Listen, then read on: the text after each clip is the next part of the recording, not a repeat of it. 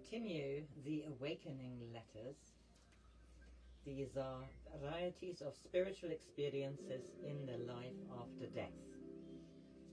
This has been written by Lady Cynthia Sandys and Rosamond Lehman. They recounted the afterlife experiences of their daughters Sally and Patricia, who both died young and in tragic circumstances. They worked on this for 30 years. It was published in 1979, and quite a lot of the letters are from Sir Alvary Gascoigne, also called Joe, who was her brother. I am in chapter 5, and this is quite a long chapter, so I continue with a letter from Joe. Let's go on talking about faith. I can't think why it was absent to such an extraordinary degree on earth among mankind. When I now see, and I could have seen then, that all creation was living by faith.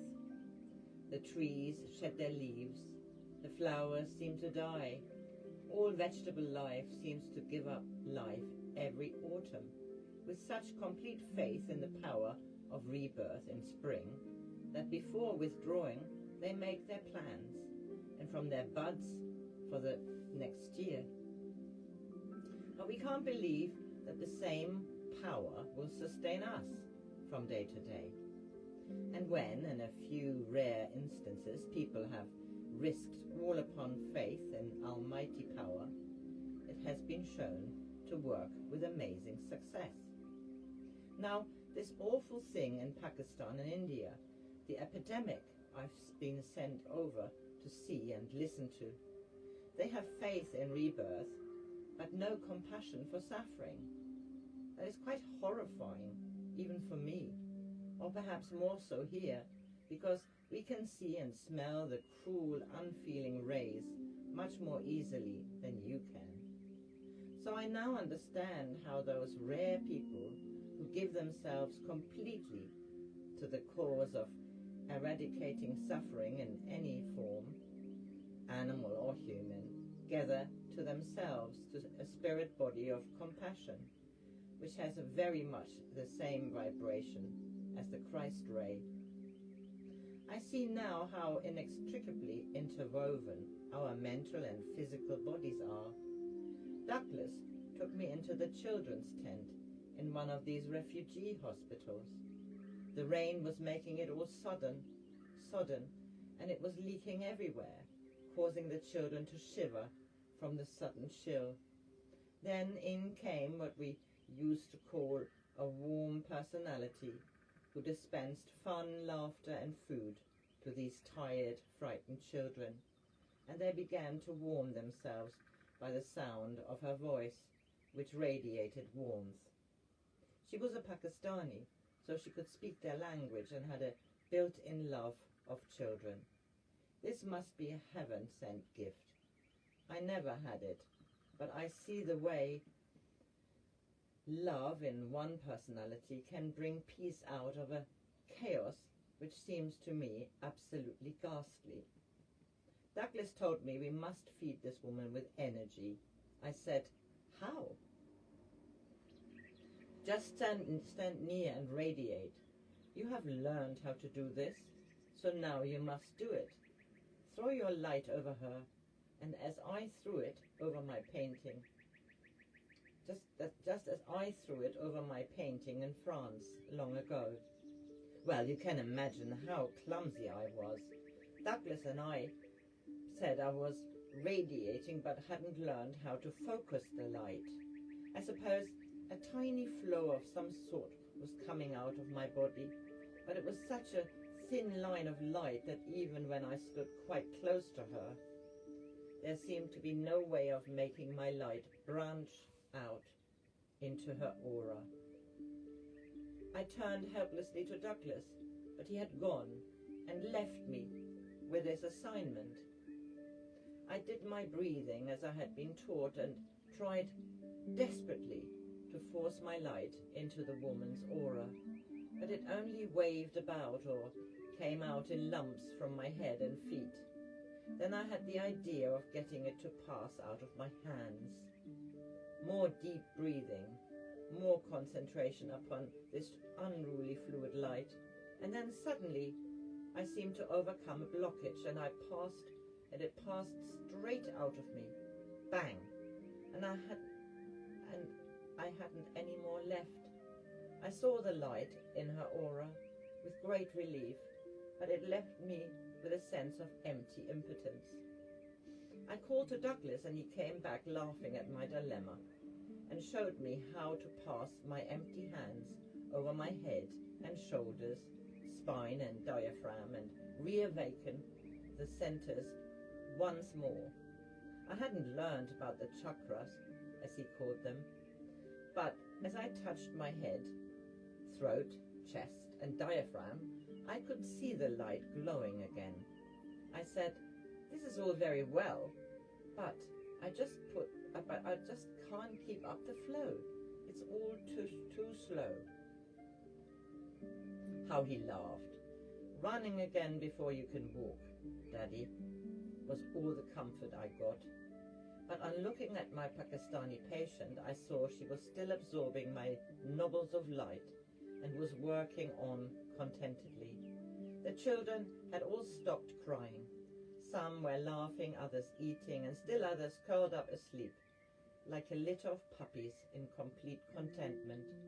Well, this is just to show you what a lot of work and development lies ahead of me, and I've only mastered a tiny bit before I'm tossed into a new situation and told to act. However, those silly church hymns got written about eternal. You won't have a moment in action here unless you particularly desire it, which you know I never did. So this is all for today, and good luck to my lessons. Lots of love. Lorny dear, how you will laugh to think of me working among a mass of filthy Indian children. Not quite my line on earth.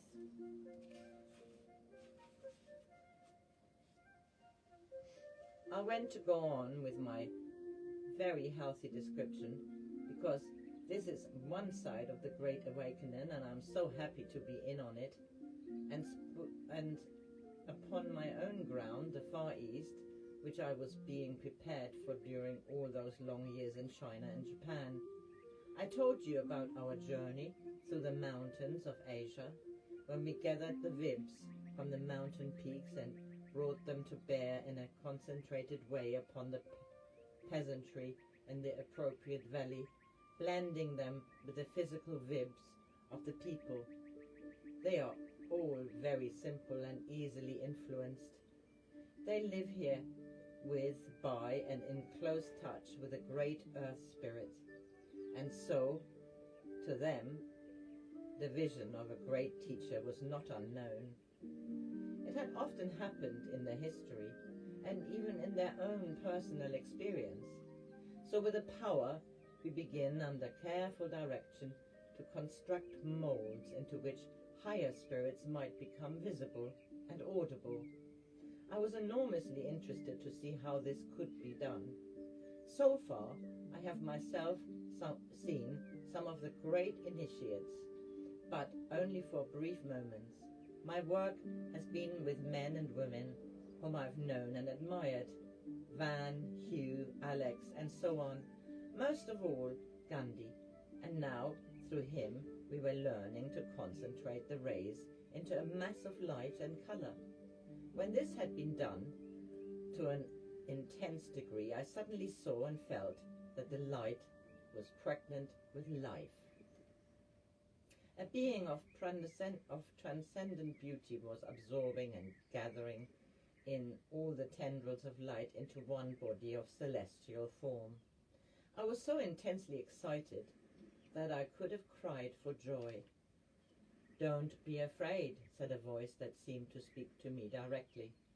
"I am now bringing you the Christ vibration to awaken and transmute the discords in the mountains. The Christ is everywhere, at all times, but he needs the light and color with which to mold his body into a living form, to inspire and infuse the joy of living into all around. You may not be able to hold the vision for long. That is not necessary. But if you can carry the thread into the villages, some people will also see and hear me for a space of time. And once seen, the vibration takes root in the aura and becomes a living part of me. At this point, the vision faded, and I hurried into the nearest village, holding the thought of this glorious being steadfastly in my mind. As I came into the little marketplace where people were buying and selling, I stood and waited, gathering the rays in my mind and holding them in a concentrated form, until suddenly a child ran up to me and said, "You are on fire, you are burning."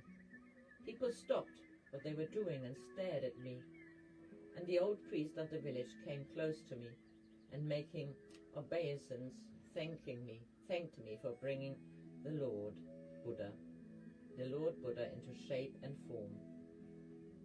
Others saw the being too, and many were on their knees, feeling a strange exhilaration, a lightening of the load of pain or anxiety. I held it for as long as I could, and then, feeling that I was losing my power, I dropped into a type of unconsciousness, and in that moment I was able to step consciously into another body of reflected light and watch the effect the rest of our team were having. Joe's last post in the diplomatic service was in Moscow, and he was tremendously interested in the Russian people. Cosmonauts 1. I've just been with the cosmonaut who've come over to us from the Russian spacecraft. They are another instance of dogmatic through wrecking the project. I don't know what actually went wrong with their bodies, but their minds were so unyielding that they could not and would not accept unexpected conditions. If these three had been in the American spacecraft that was brought down safely after a mechanical failure, they would probably not have died. But the American mind is far more flexible. It is mind over matter, far more effectively true in outer space, where weightlessness affects everything. Having some Russian vibrations in my makeup, I was able to get near them and let a little light into their minds. They are such a nice trio, and we are doing all we can, but these indoctrinated, all-powerful and self-sufficient minds are very hard to alter. It was a most amazing demonstration to me of indoctrination, which must cede place to the Christ ray and not to annihilation, which the Russians expected and had built into their own minds. Luckily, one of them had an old relative who'd still held on to some vestiges of church teaching, some feeling for another, and a greater power than the Comintern. And this she pushed with all her might into the consciousness of her grandson. As he left his body, she stood holding him up and saying, "Live, live, you must live." The others were registering the death they had expected, but this boy came to very slowly with her arms around him. He was glad to see her and forgot that he had passed over before him, that she had passed over before him. His mind was still on the success of their flight. "We did well, little mother, didn't we?" he kept saying, and she praised him for all he'd done while trying to awaken life in him. But when he caught sight of the boy, "We did well, little mother, didn't we?" he kept saying, and she praised him for all he'd done while trying to awaken life in him. But when he caught sight of the bodies of the other two, he was frightened. The capsule was opened and the bodies removed, his own among them. He clung to his little mother and she to him, becoming as near physical as she could, calming him and making him see that he was alive and well. She's still with him now that he has relaxed into sleep, and I think later she will help his companions. But the lesson these accidents teach us is that mind is the adjustable mechanism that can focus power of another sort. Prayer in space is so easy that the first message from the Americans when they landed on the moon was to read from the Bible. In the beginning was God. They knew and felt the immense power that was being put within the scope of ordinary God-believing man. All very new to me, and quite a pipeful to think over. Cosmonauts 2. I have been trying to keep the cosmonauts asleep. You will wonder at this because you would expect them to sleep for at least some weeks. But the Russian setup is quite different. They are beset by scientific knowledge. Science is the god of Russia. Well, that is one aspect of divinity, so their devotion works quite well, but it lacks the personal and humanist element, and this makes them into something very like robots of the mind. So once they'd left their bodies and found they were alive outside the capsule and able to pass through into and out of the capsule without any friction, they were astounded and ready with pencils and paper to work out the pressure of air gravitation, etc. They got the idea that owing to having been in space for so long, they had, as it were, passed through another sound barrier. Only in this case it was a barrier which brought freedom from gravitation down to Earth. All this time they completely ignored their own physical bodies, and I wondered if they actually saw them. They were so much absorbed by this new power to pass through solid matter and still remain above the Earth's surface. When the doors were opened and the ground crew removed the bodies, they naturally tried to speak to them with no success. Then ensued a commotion. Russian voices were raised and raised and raised, and owing to their insistence, they became quite insensible to us and could see only the physical plane and were exultant over their newly acquired power, but furious that no one noticed them. We stood by until the cortege taking the bodies had gone, and then it began to dawn on them that somehow they've got out of their bodies, as other spacemen had walked in space on other occasions. So they got back into the capsule to talk things over, and, reaching no conclusion, they dropped off to sleep, before passing into the usual stage of being able to see on our plane. But the sleep was only a superficial unconsciousness, and they were soon awake again, and this time they woke to find us with them, and very unwillingly they began to register a change in everything. At one moment they were lying in their places in the capsule, then suddenly there was no capsule, and they were on the grass, and the sun and wind was stirring their hair and faces. Still, they went on with figures and drew us into the discussion. Then one of them suggested that they should go home and see what effect they made on their families. But we have no transport, one of them said. However, since there were various jeeps within view, I suggested we took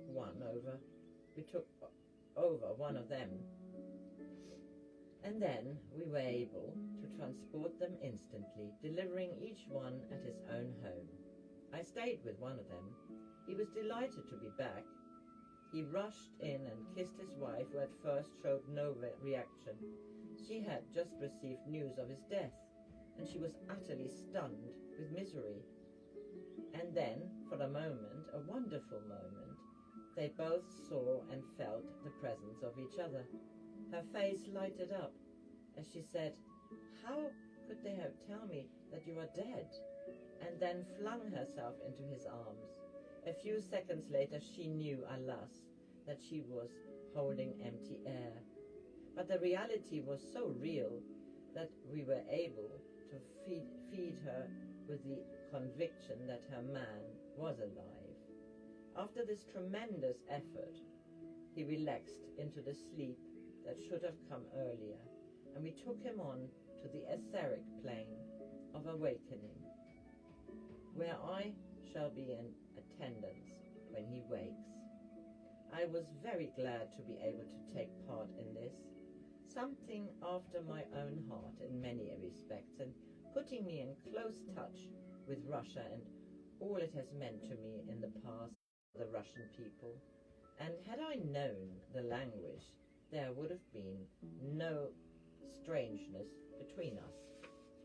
Okay, I finish this here.